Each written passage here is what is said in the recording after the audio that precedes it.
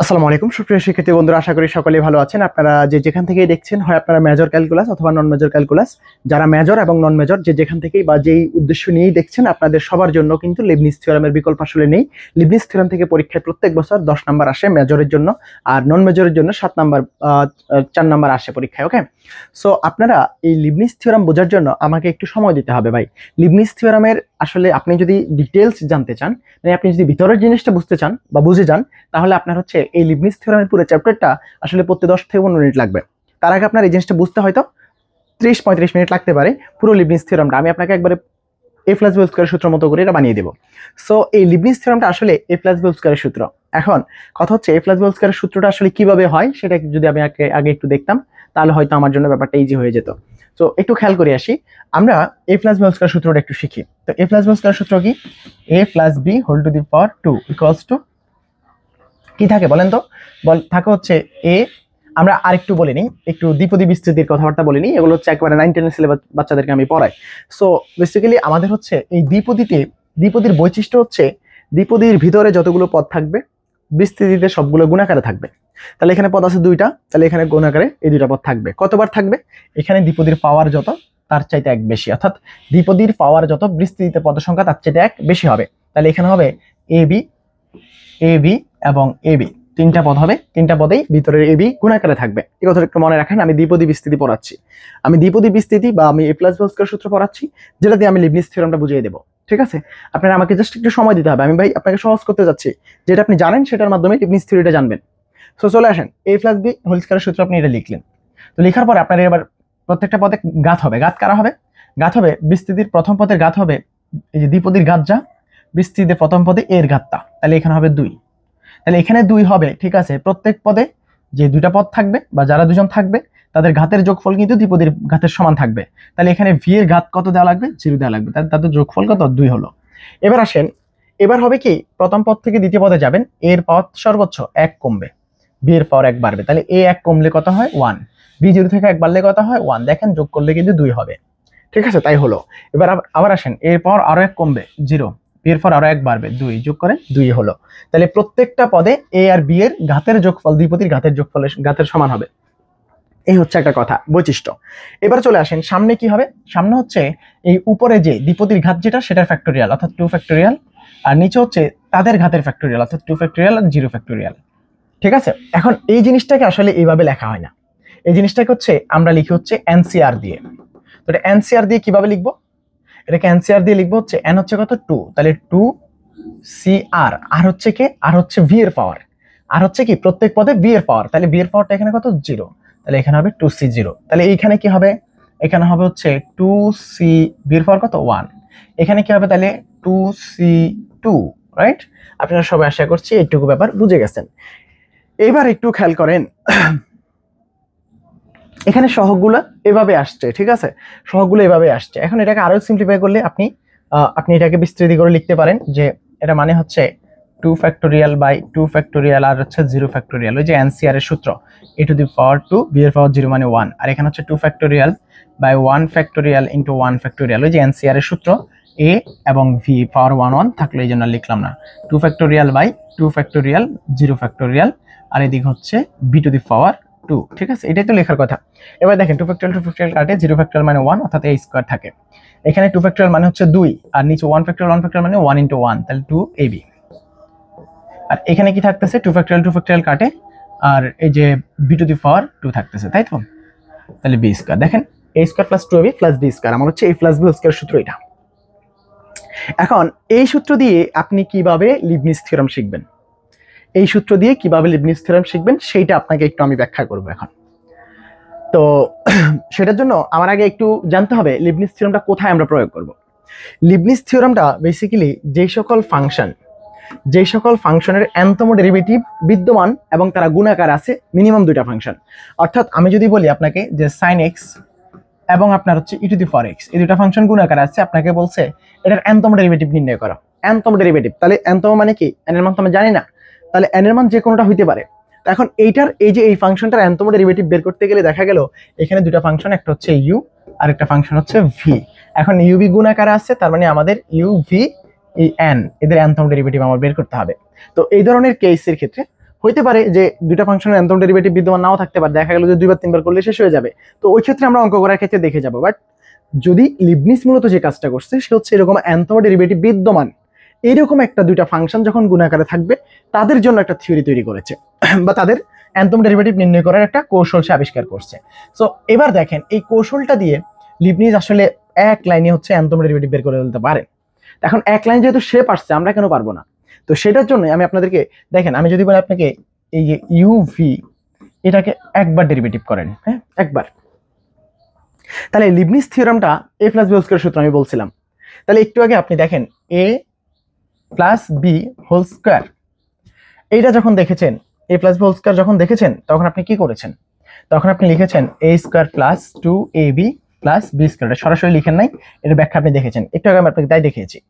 So এখন আপনি একটু দেখেন এই যে এই জিনিসটা আর এই জিনিসটার মধ্যে কোনো পার্থক্য নেই, কোনো পার্থক্য নেই, কোনো পার্থক্য নেই। কিন্তু কেন দেখেন, আমরা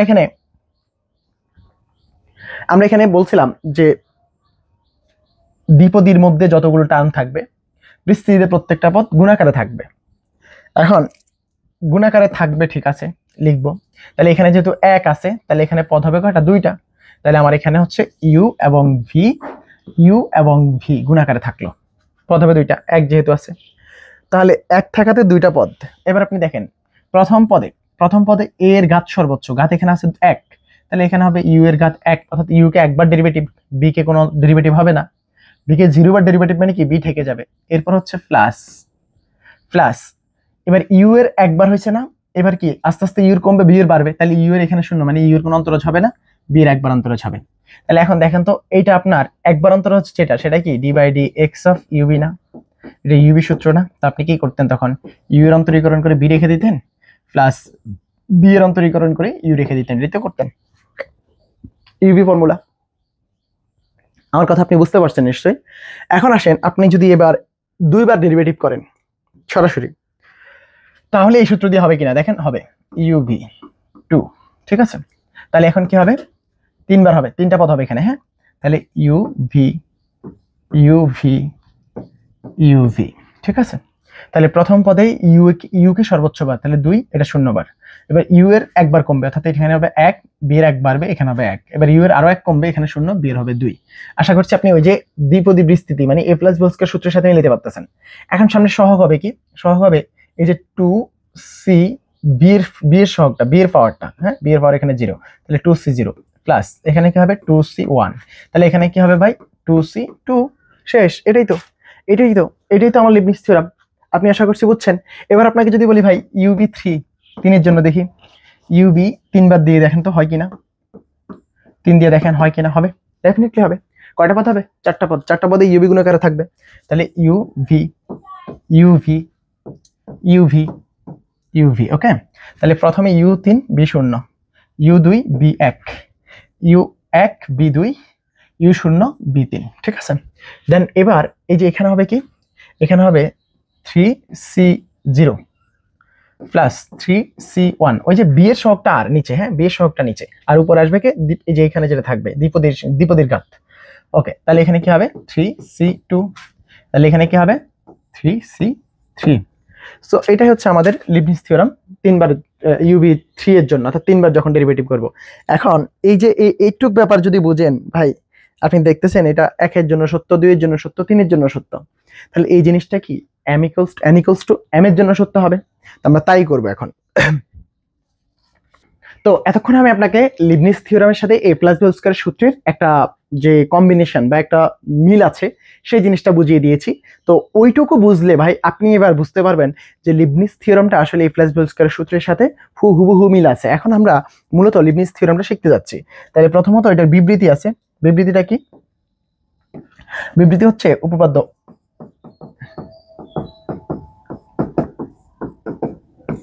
আচ্ছা উপপাদ্য 1। তো বলছে যদি,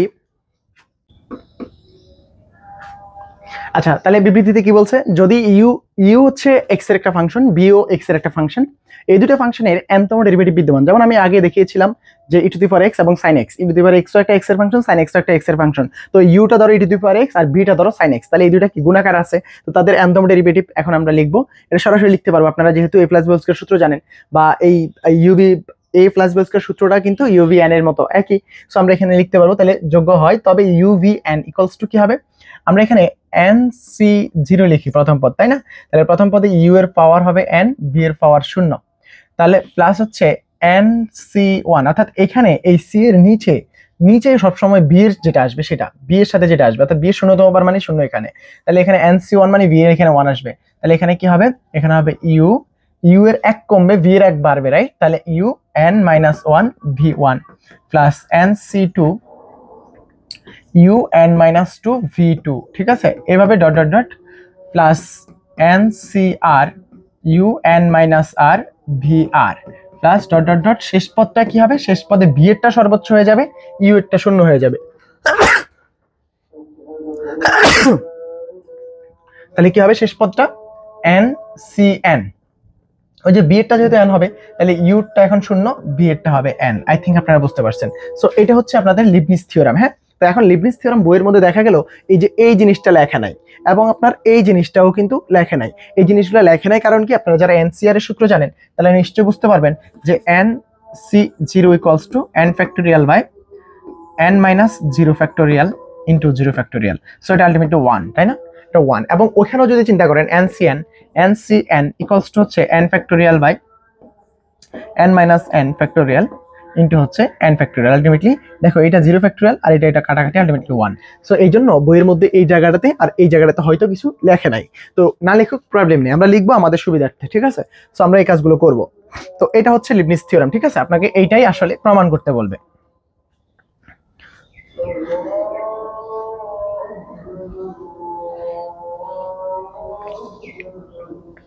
তো এখন এখানে আপনি চাইলে এই যে এই জায়গাগুলো না লিখলে প্রবলেম নেই, কারণ এটার মান 1 এবং এটার মানও কিন্তু 1, আমরা এটাকে 1 নং দিলাম। ওকে, সো এখানে একটু বলে রাখা দরকার যে এখানে ইউএন মানে হচ্ছে DN by DX to the power N, আর এখানে হচ্ছে ইউ, ঠিক আছে? ইউকে কার সাপেক্ষে, ইউকে এক্স এর সাপেক্ষে n তম ডেরিভেটিভ। আর বিএন মানে কি, বিএন মানে হচ্ছে ডিএন আর এখানে হবে V DX to the power N, এটা, ঠিক আছে? যেখানে ইউএন সমান এটা এবং বিএন সমান এইটা।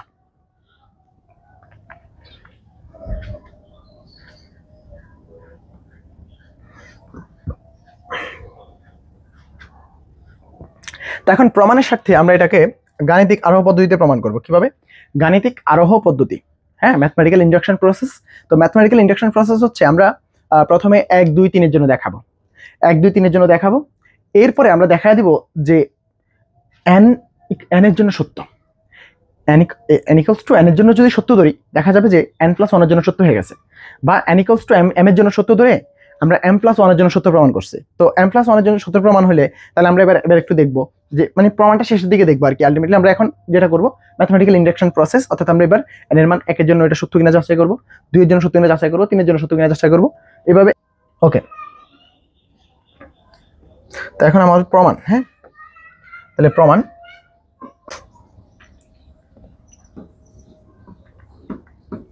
এখানে uv1 ইকুয়ালস টু আমরা নিশ্চয়ই লিখতে পারি যে u1v প্লাস b1u।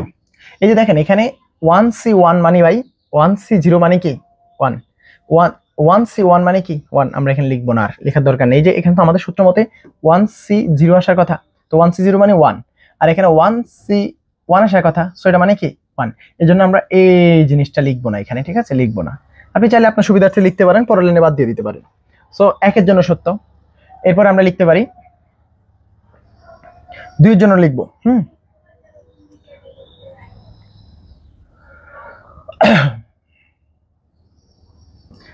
uv2 যদি দিই এটা মানে হচ্ছে d বাই dx, ঠিক আছে? d by dx of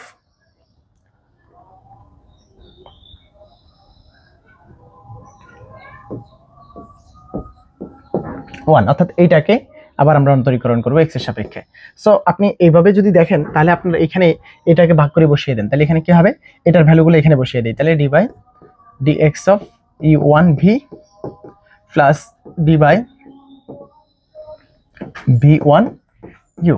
so এটার ভ্যালুগুলো আমরা যদি লিখি এটা আবার uv মেথড হবে, তাহলে u1 এর অন্তরীকরণ u2 আর ভি থেকে যাবে প্লাস হচ্ছে V1 ভি এর অন্তরীকরণ V1 আর U1 থেকে যাবে, ঠিক আছে। তারপর এখানে আসেন, এখানে V1 এর অন্তরীকরণ V2 আর U থেকে যাবে, আর B1 থেকে যাবে U1 এর অন্তরীকরণ U1। আশা করছি এটা বুঝছেন। সো এটাকে যদি আমরা একটু সাজিয়ে লিখি তাহলে এটা কি হয়, তাহলে এটা হয় হচ্ছে U2V প্লাস 2U1 V1, এই যে U1 V1 U1 V1, ওকে। আর এদিকে থাকতেছে হচ্ছে UV2, ঠিক আছে। এটাই তো আমাদের হওয়ার কথা ছিল, একটু মনে করে দেখেন। a plus b whole square সূত্র, এটা a plus b whole square সূত্র, এই যে a square plus 2ab plus b square. তো ওই যে এদের হচ্ছে ঘাতে 1 আর এইখানে হচ্ছে ঘাতে 0 0 0 0 বার ডেরিভেটিভ আর কি। সো এবার দ্বিতীয়বারের জন্য হয়ে গেল সত্য। এবার 3 নম্বরের জন্য আমরা দেখব। তাহলে এখানে আমরা লিখি uv3 equals to d by dx of uv2, right. So uv2 মানে কি, এটা ডেরিভেটিভ করতে হবে। তাহলে আমরা এখানে লিখব হচ্ছে d by dx of u2v plus 2 d by dx of u1v1, তারপর হচ্ছে plus d by dx of uv2, ওকে। দেন এটাকে যদি আমরা সূত্র করি, প্রথমটাতে সূত্র করলে কি হয়, u3v থেকে যাবে প্লাস u2v1। আশা করছি বুঝতে পারছো। তারপরেরটা দেখো, 2 থাকলো u2v1 প্লাস v2u1। আশা করছি বুঝছো। এই যে ইউবি মেথডের ফর্মুলা আর কি, হ্যাঁ। এখানে কি হবে, b3u0 প্লাস b2 থাকবে u1 হবে, ঠিক আছে। সো এবার আমরা যদি একটু হিসাব নিকাশ করি তাহলে আমাদের কি হয় দেখো, থাকতেছে হচ্ছে u3v অর্থাৎ a কিউব b এর পাওয়ার 0, হ্যাঁ এরকমই তো।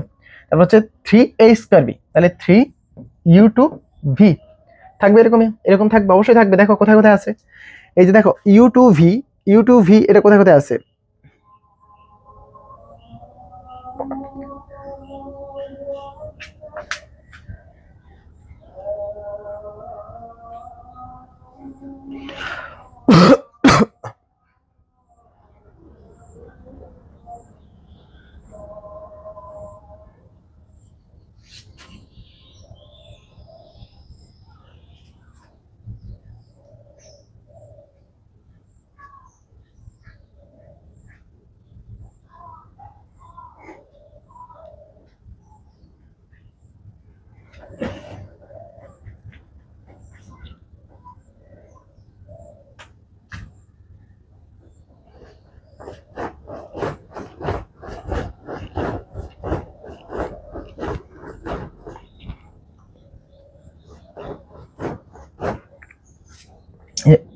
u2v1, এটাই তো হবে।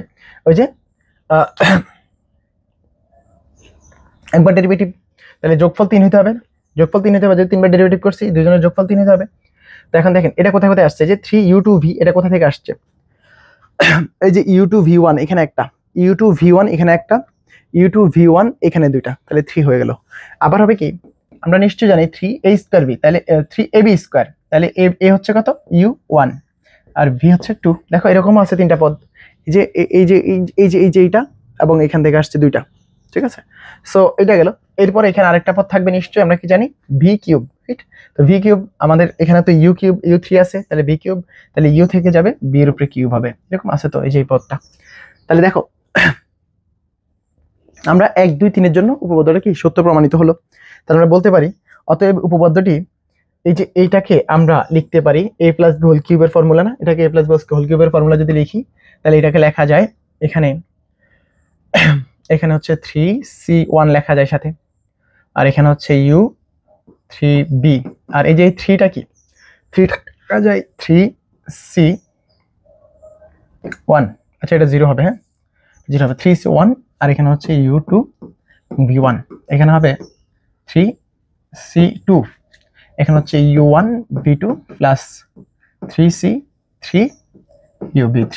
এই যে এটার ভ্যালু 1, এই জন্য এটা না লিখলেও চলবে, এর ভ্যালু 1, এটা না লিখলেও চলবে, ঠিক আছে। তো আমরা এটাকে লিখতে পারি, তার মানে আমাদের উপপাদ্যটা আচ্ছা এটাকে লিখতে পারি। তো আমরা এই যে দুইবারেরটাকেও কিন্তু এভাবে লিখতে পারি, দুইবারেরটাকেও কিন্তু আমরা এভাবে লিখতে পারি। এটাকে লেখা যায় না, এটাকে লেখা যায় হচ্ছে u2v plus 2c1 u1 v1 plus হচ্ছে 2c2 uv2 লেখা যেত। হ্যাঁ, সি দিয়ে ওটা লেখা যেত। তো আমরা দেখতে পেলাম উপপাদ্যটা 1 নং এর যে উপপাদ্যটা আমরা লিখে রেখেছি, এই যে 1 নং যে উপপাদ্যটা আমরা লিখে রেখেছি, 1 নংটা কোথায়,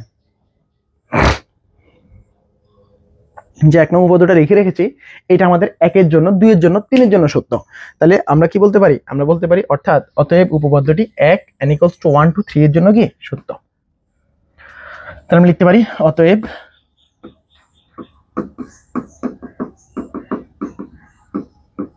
উপপাদ্যটি n = 1 to 3 এর জন্য সত্য। এখন আমরা কি ধরবো, ধরি n = m এর জন্য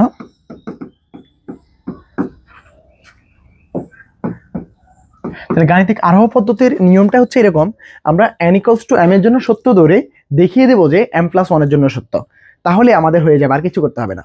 তাহলে m = n এর জন্য সত্য, আমরা n = m এর জন্য সত্য আমরা ধরে নিলাম। হ্যাঁ, ধরে নিলে উপপাদ্যটি কি হবে, তাহলে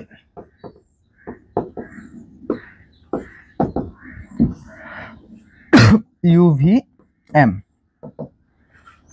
= আমরা কি লিখবো, আমরা লিখবো হচ্ছে MC0 UMV plus MC1 UM-1 V1, তারপর হচ্ছে প্লাস MC2 UM-2 V2। এভাবে আমরা আগাইতে থাকি, plus MCR UM-R VR plus dot dot dot, এখানে হবে হচ্ছে MCM UVM। ঠিক আছে, এটা হচ্ছে শেষ পদ। আই থিঙ্ক আমাদের এই ব্যাপারগুলো বুঝছেন। আপনারা নিশ্চয়ই জানেন যে এখানে আমাদের এই দুটো টার্ম না লিখলেও চলতো, এই যে এটার ভ্যালু 1 এবং এই যে শেষ পদের এইটার সহগের ভ্যালু কিন্তু 1। সো আমরা এগুলো আমাদের সূত্রটা যে মিলিয়ে রাখার জন্য আমরা এটা লিখে রাখছি, না লিখলেও প্রবলেম কিন্তু আসলে নেই। এটাকে দেবো আমরা 2 নম্বর। এই 2 নম্বরকে আমরা যেটা করব, আমরা একবার x এর সাপেক্ষে ডেরিভেটিভ করলেই হয়ে যাবে, যেটা আর একবার আইসা পড়ছে, অর্থাৎ m+1 তমবার আইসা পড়বে। তো সেটার জন্য সত্য কিনা আমরা দেখবো আজকে। তাহলে 2 কে x এর সাপেক্ষে অন্তরীকরণ করে পাই, তাহলে কি হবে, uv m তো আছেই, তাহলে x এর সাপেক্ষে আরেকবার অন্তরীকরণ করলে এখানে 1 হবে। তো এখানে আসো, এটা তো না লিখলে চলতো, তাই তো, আমরা লিখবো না। তাহলে এখানে কি হবে, এখানে যখন আরেকবার অন্তরীকরণ করব তখন ইউবি মেথড, তাহলে um+1 b থেকে যাবে প্লাস um থেকে যাবে v1, একবার চলে আসবে। ওকে, এই টার্মটা গেল।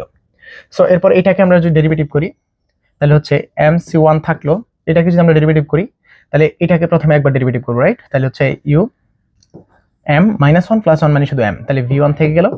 তারপর হচ্ছে প্লাস um-1 থেকে যাবে, v কে আরেকবার অন্তরীকরণ করব, 2 হয়ে যাবে। তাহলে এই টার্মটা গেল। এরপর আসো আমরা এই টার্মটা নিয়ে কাজ করি। তাহলে এই টার্মটা নিয়ে যদি আমরা কাজ করি, তাহলে আমাদের কি দাঁড়ায় দেখি। এই টার্মটা নিয়ে যদি কাজ করি, তাহলে আমাদের থাকতেছে হচ্ছে mc2 থাকলো, এখানে um-2 আছে, তাহলে একবার অন্তরীকরণ করলে 1 হয়ে যাবে, আর b2 থেকে যাবে, প্লাস b2 এর আরেকবার অন্তরীকরণ করলে 3 হয়ে যাবে, um-2 হয়ে যাবে। ওকে, থেকে গেল। তাহলে uv মেথড আমরা অ্যাপ্লাই করলাম। সো এখানে আরেকটা টার্ম আমাদের বইয়ের মধ্যে আরেকটা টার্ম এখানে লিখেছে, যে এর আগের পদটা, তো আমরা সেটাও একটু লেখার ট্রাই করি, কারণ সেটা লিখলে আমাদের বইয়ের সাথে হুবহু মিলে যাবে, হয়তো আমরা একটু ঝামেলায় পড়বো, বইয়ের যে হিসাবটা পরের লাইনে সেটা একটু হিসাব করতে বেশি প্যারা হয়ে যাবে। এখানে ওরা এই টার্মটা লিখছে mcr-1, আর এখানে হচ্ছে um-r+1। হ্যাঁ, এখানে হবে কি vr-1। ঠিক আছে, তারপরের পদটা হচ্ছে MCR um-r এবং VR। ঠিক আছে, এরপরে পদ যেগুলো, তাহলে আমরা এই দুটো পদকেও যদি আমরা অন্তরীকরণ করি একইভাবে, প্লাস MCR-1 কে আমরা রেখে দিলাম, তাহলে এটার একবার ডেরিভেটিভ হবে, তাহলে হচ্ছে um-r+2। ঠিক আছে, আর এখানে VR-1 থেকে যাবে, দেন প্লাস VR-1 এর একবার অন্তরীকরণ হবে, এটা থেকে যাবে, তাহলে um-r+1 থেকে যাবে, অর্থাৎ এটা থেকে যাবে, ওটার অন্তরীকরণ হবে, তাহলে VR-1+1 হয়ে যাবে VR। ওকে, সো এই টার্মটা আসলো। তারপরে লাস্ট এরপরে যে টার্মটা আছে সেটাকে যদি আমরা ডেরিভেটিভ করি, কি হবে, এটাকে যদি ডেরিভেটিভ করি, প্লাস এম সি আর এটাকে রেখে দিলাম। তো এখানে হচ্ছে ইউবি মেথড, তাহলে হচ্ছে ইউ এম মাইনাস আর প্লাস ওয়ান একবার অন্তরীকরণ, বি আর থেকে যাবে, তারপর বি আর এর একবার অন্তরীকরণ ওটা থেকে যাবে, ইউ এম মাইনাস আর থেকে যাবে, বি আর প্লাস ওয়ান আর একবার অন্তরীকরণ হলো। ওকে, দেন লাস্ট অ্যান্ড ফাইনাল টার্ম, এখানে এই পদটা না লিখলেও চলবে, আমরা লিখবো হচ্ছে ইউ ওয়ান ভি এম থেকে গেল প্লাস ইউ থেকে গেল ভি এম প্লাস ওয়ান হয়ে গেল। এখন আপনি যদি লিবনিজ থিওরাম বা লিবনিজের যে উপপাদ্য আমরা একবার প্রথমে লিখে আসছি সেটাকে যদি এম প্লাস ওয়ানের জন্য লিখতেন, সেটাকে যদি M N equals to M plus ওয়ানের জন্য লিখতেন, তাহলে এই টার্মটা আসতো। তাহলে কি আসতো? এই টার্মটা আসতো। তাহলে এটাকে আমরা লিখতে পারি কি? এটাকে আমরা লিখতে পারি হচ্ছে এম প্লাস ওয়ানের জন্য যেটা আসতো আর কি, সেটা আমি হিসাব নিকাশ ছাড়াই লিখে দেবো ভাই। হিসাব নিকাশ ছাড়া আমরা লিখে দেবো। কিভাবে লিখতে পারি এটা? এটা কি আপনার আগের লাইন কি দেখতে হবে? না, না দেখে লেখা যাবে। এই এম প্লাস ওয়ানের জন্য আমরা লিবনিজ থিওরামটা সরাসরি লিখতে পারি। কিভাবে সেটা আমরা দেখি। যে এখানে হচ্ছে আমরা প্রথমে M plus one C zero দিব, হ্যাঁ, আর এখানে হচ্ছে ইউ এম প্লাস ওয়ান, এখানে দিব ভি, ওই যে যেটা হওয়ার কথা, প্রথম পদে ইউ এর পাওয়ার সর্বোচ্চ, বি এর পাওয়ার সর্বনিম্ন, জিরো। তারপরে এইভাবে আগাইতে থাকেন, এম প্লাস ওয়ান, এখানে M plus one fixed, M plus one C, এখানে আসবে ওয়ান, এখানে হচ্ছে U M plus one minus one V one. I think আপনি বুঝতে পারছেন, ওই যে এটা থেকে এক বিয়োগ হবে, ওই এক বিতে যাবে, হ্যাঁ, এভাবে আপনার যাইতে থাকবে। তাহলে এবার এরপরের পদে কি আসবে? এম প্লাস ওয়ান সি, এখানে আসবে two, U M plus one minus two, আর বি এর এখানে হবে টু। তো এভাবে আমার আর দরকার নেই, আমি পরে ডট ডট ডট দিয়ে এরপর হচ্ছে M plus one C R দিলাম, তাহলে এখানে হবে U M plus one minus R B এখানে আর। সো লাস্ট পদ যদি আমি লিখতে চাই, তাহলে শেষ পদটা হবে M plus one C R, sorry, M plus one C M plus one. এই যে এই পদটা আমার এটা না লিখলেও চলবে, আমরা বলছিলাম। তাহলে এখানে সরাসরি লিখে দিই, আমার হচ্ছে ইউটা খালি থেকে যাবে, আমার এখানে ভি কে দিব হচ্ছে এম প্লাস ওয়ান, শেষ পদে বি এর পাওয়ারটা সর্বোচ্চ, ইউ এর পাওয়ারটা সর্বনিম্ন। সো এইটা হচ্ছে আমাদের এই ইউভি এম প্লাস ওয়ানের জন্য আমরা বের করে নিয়ে আসছি। তাহলে এখন আমরা কি দেখতে পেলাম? আমরা দেখতে পেলাম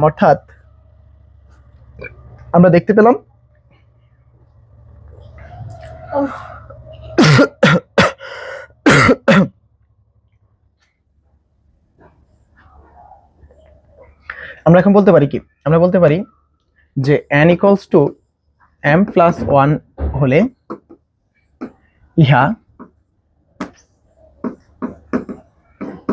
এক নং এর সমতুল্য। ডেফিনেটলি এক নংটা যেভাবে গঠিত হয়েছে বা এক নংটা আমরা যেভাবে লিখেছি, এই লাইনটাও একইভাবেই লিখেছি, তাই তো? এক নং এর সমতুল্য, অর্থাৎ আমরা কি বলতে পারি? সুতরাং উপপাদ্যটি n ইকুয়ালস টু, সুতরাং উপপাদ্যটি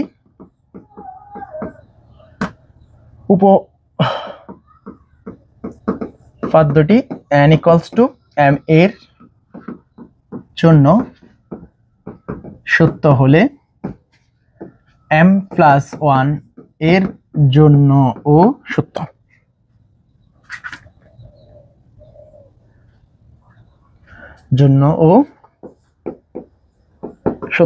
অর্থাৎ গাণিতিক আরোহ পদ্ধতি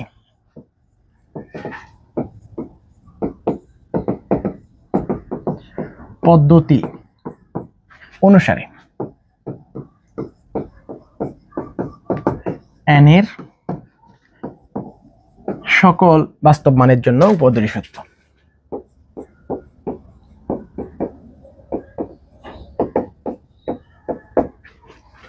উপপাদ্যটি সত্য। এখন কথা হলো, গাণিতিক আরোহ পদ্ধতি আসলে কিভাবে সকল মানের জন্য সত্য বলে দিচ্ছে? দেখো, আমরা n এর মান যদি 1 বলি, 1 এর জন্য সত্য, তাহলে আমরা ওই যে বলছি n এর মান 1, তাহলে m এর মান ধরো 2, তাহলে n এর মান যদি 1 হয়, m এর মান যদি 2 হয়, তাহলে m প্লাস 1 এর মান কিন্তু 3, তাই তো? এখন 3 এর জন্য যদি সত্য হয়, তো আমরা আবার এটাও দেখিয়ে দিয়েছি m এর জন্য যদি সত্য হয়, m প্লাস 1 এর জন্য সত্য, তাহলে 3 এর জন্য সত্য হলে 4 এর জন্য অবশ্যই সত্য। এটাই গাণিতিক আরোহ পদ্ধতি। আবার আমরা তো এটা দেখিয়ে দিয়েছি যে n ইকুয়ালস টু m এর জন্য সত্য হলে m প্লাস 1 এর জন্য সত্য, তাহলে 4 এর জন্য যদি সত্য হয়, তাহলে 4 প্লাস 1 5 এর জন্য সত্য। আবার 5 এর জন্য সত্য হয়, 5 প্লাস 1 6 এর জন্য সত্য, 6 এর জন্য সত্য হলে 7 এর জন্য সত্য। এটাই আমরা দেখিয়ে দিয়েছি। এই কথাটার নামই হচ্ছে গাণিতিক আরোহ পদ্ধতি। অর্থাৎ আমরা এই যে এই m প্লাস 1 এর জন্য দেখিয়ে দিলাম এটা সত্য, তার মানে আমরা বলতে পারি n এর মান যাই দেই তার সাথে এক যোগ করলে যেটা হবে সেটার জন্য সত্য হবে। তার মানে আমরা তো এভাবে প্রত্যেকটা পদ আস্তে আস্তে আস্তে আস্তে n এর মান যাই দেই সবগুলোর জন্য কি সত্য দেখাইতে পারবো। এটাই হচ্ছে আমাদের লিবনিজ থিওরাম, আর এটাই আমাদের হচ্ছে মূলত লিবনিজের উপপাদ্য, এবং এটা খুবই গুরুত্বপূর্ণ, পরীক্ষায় আসবে। আপনারা আমার মতো করে করবেন, কোনো প্রবলেম হবে না। আর যদি আপনার মনে হয় যে আপনি আপনার বইটা বুঝতেছেন না, আমাকে নক করবেন। নক করার জন্য অবশ্যই 01635070359 এই হোয়াটসঅ্যাপ নাম্বারে কল করবেন, ঠিক আছে? সো এটা হচ্ছে লিবনিজ থিওরামের মেইন কনসেপ্ট, মেইন বেসিক। এইটা যদি বুঝেন ভাই, আপনি অঙ্ক খুব সহজে ভালো করে পারবেন। আর অঙ্ক বুঝতে গেলে আপনার এটা বোঝার বিকল্প আসলে নেই, মুখস্থ করে আপনি আসলে অঙ্ক বুঝবেন না। ধন্যবাদ, পরে আবার দেখা হবে। আসসালামু আলাইকুম।